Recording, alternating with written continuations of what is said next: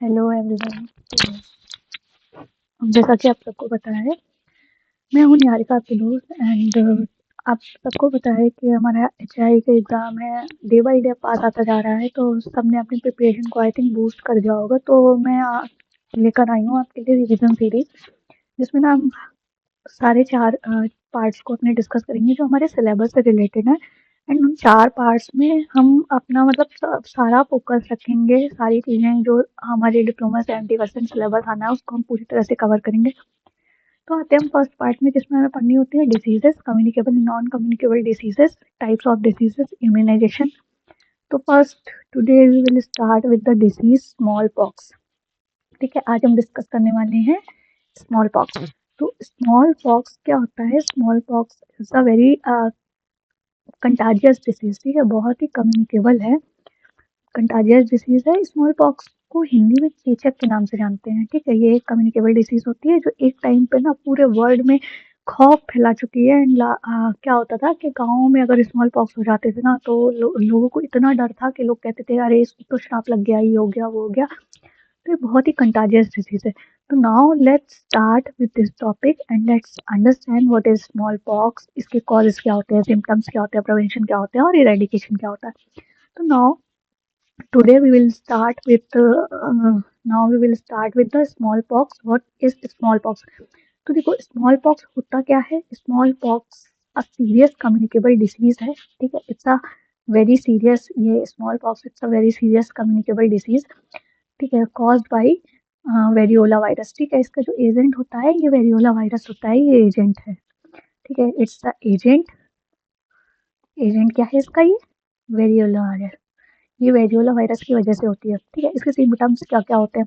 High fever होता है, severe fatigue हो जाता है।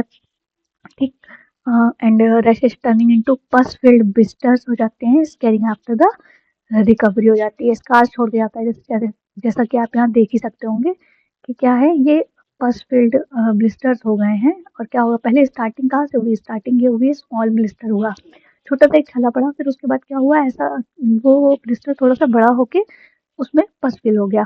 एंड धीरे धीरे वो क्या हो जाता है, सूखने लगता है एंड ये स्कार्स के फॉर्म में आ जाता है। तो एटलीस्ट जो इसका इफेक्ट तो रहता है वो 1 मंथ तक रहता है। And the causes of small pox क्या होते हैं? Caused by the variola virus होता है। टू टाइप्स के होते हैं, फर्स्ट तो होता है मेजर एंड सेकेंड होता है माइनर। ठीक, नेक्स्ट हम देखते हैं कि अब स्मॉल पॉक्स जो होती है स्प्रेड कैसे होती है। पहले तो स्प्रेड में आप ये जान लो कि स्प्रेड में टू टाइप्स का स्प्रेड होता है। ठीक है, स्प्रेड में एक तो कांटेक्ट के साथ स्प्रेड होता है, ठीक है, और कांटेक्ट में आता है आपका डायरेक्ट एंड देस इनडायरेक्ट। ठीक है, तो मोड ऑफ ट्रांसमिशन क्या होता है? एक तो कांटेक्ट में होता है। ठीक, कांटेक्ट में क्या होता है? टू टाइप्स, डायरेक्ट कांटेक्ट और इनडायरेक्ट। कांटेक्ट में डायरेक्ट होता है और इनडायरेक्ट होता है। नेक्स्ट होता है ड्रॉपलेट इन्फेक्शन एंड होता है एयरबॉर्न, मतलब एयर की वजह से हो जाते हैं।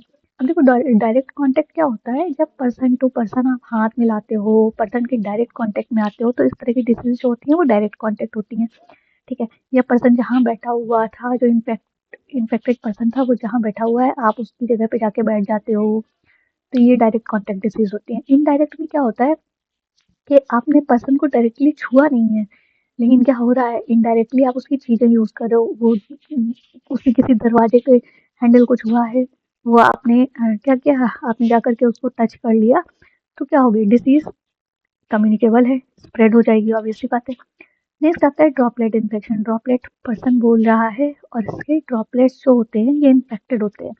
ये ड्रॉपलेट्स क्या हो रहे हैं कि हवा के माध्यम से आप तक पहुंच रहे हैं। नेक्स्ट होता है एयरबॉर्न, एयर के माध्यम से ये पहुंचते हैं। अदर सोर्स ऑफ इन्फेक्शन भी होते हैं, जैसे food borne from contaminated food होता है, जैसे खराब खाने से हो जाता है, खाने की वजह से जो डिसीज होती है, लेकिन वो अब किस में नहीं आती है। तो ये तो थे हमारे मोड्स ऑफ ट्रांसमिशन के, कैसे कैसे फैलता है। अब आते हैं हाउ स्मॉल पॉक्स स्प्रेड। पहला तो होता है person to person, person to person. ठीक है, पर्सन टू पर्सन फैलता है। And next transmission, transmission through droplet और कंटामिनेटेड आइटम्स। मतलब पर्सन जो आइटम्स को यूज कर रहा है, उसके आइटम्स को आपने यूज कर लिया, तो कंटामिनेटेड आइटम्स की वजह से, क्योंकि वो कंटामिनेट हो चुकी हैं चीजें, उसकी वजह से आपको ये डिसीज हो सकती है। अब हम इसका प्रिवेंशन कैसे कर सकते हैं और ट्रीटमेंट क्या होता है।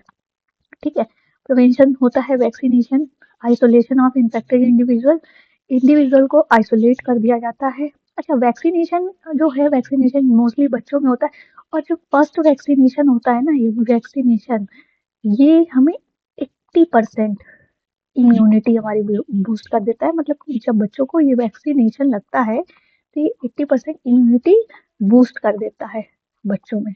अब ये 80% इम्यूनिटी जो बूस्ट हो जाती है ना, इसके बाद इसको अगर ये एक बार हो जाता है, ये स्मॉल पॉक्स एक बार हो जाता है, तो दोबारा होने के चांसेस बहुत रिड्यूस हो जाते हैं। 80% इम्यूनिटी हमारी बूस्ट अप हो जाती है, जैसे दोबारा होने के चांसेस रिड्यूस हो जाते हैं। छोटे बच्चों को वैक्सीनेशन किया जाता है। ये वैक्सीनेशन जो होता है, इसका एक प्रोसेस होता है, इसी वजह से ये वैक्सीनेशन किया जाता है कि अच्छा, आपने सुना होगा इतने मंथ में ये वाला टीका लगा, इतने मंथ में ये वाला वैक्सीनेशन हुआ है, फिर इसके 2.5 मंथ में ये वाला होगा, 5 मंथ में, 6 मंथ में ये वाला होगा।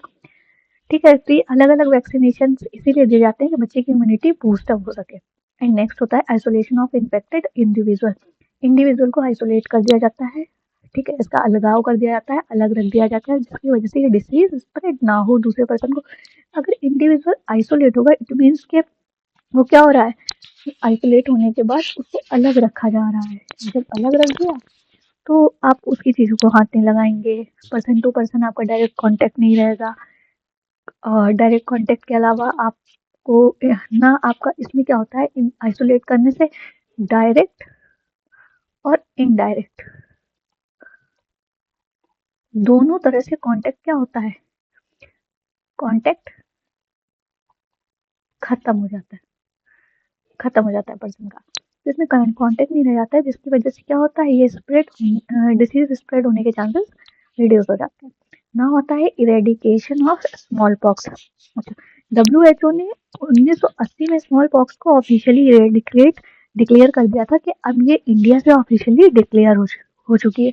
मतलब कि भारत में जो चेचक का उन्मूलन था, ये 1980 में हुआ था। ये हुआ था, और ये हुआ था 8 मई 1980। तो ये जो डेट है, ये बहुत इंपॉर्टेंट है, ये याद रखना आप लोग।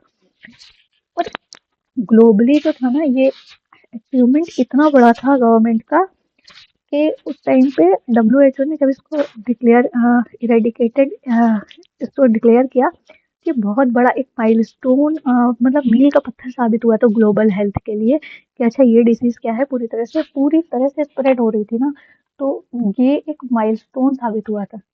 And thank you so much, आज के लिए इतना ही। अगर आपको वीडियो अच्छी लगी हो तो please like, share and subscribe, so मैं आपकी नेक्स्ट वीडियो ला सकूं, एंड जो आपके रिवीजन में, आपके कंटेंट में आपको हेल्प कर सके। Thank you so much, bye bye everyone.